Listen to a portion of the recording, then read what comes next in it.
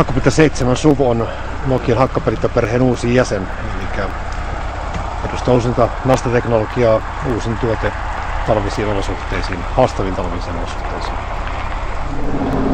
No jos poimitaan 3 keskeistä vahvuutta juuri tämän tyyppisen renkaaseen, niin ensimmäisenä täytyy mainita ankkurinastan antama erinomainen jääpito.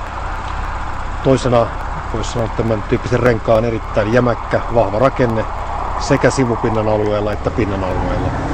Ja kolmantena voidaan mainita myös nämä jo Hakkapeliitta 7 tuttujen innovaation antama vaimennusnasta iskuun, mikä tekee nasta äänestä erittäin pehmeän ja harmonisen. Ja rengas rullaa hämmästävän hiljaisesti nastarenkaaksi.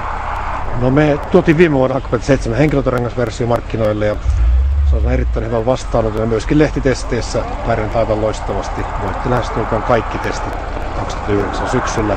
Nyt sitten tuodaan tämä 7 teknologia myös tähän SUV-rengaspalettiin. Eli voidaan ottaa nyt käytännössä kaikkiin autoihin on tarjolla Hakkapeliitta 7. No ensi vaiheessa tuodaan vuoden 2010 tarjonta on 21 koko, että kattaa käytännössä kaikki tärkeimmät SUV-tyyppiset maastoajoneuvot. Ja valikoimme tullaan sitten täydentämään matkan varrella tarpeiden mukaisesti.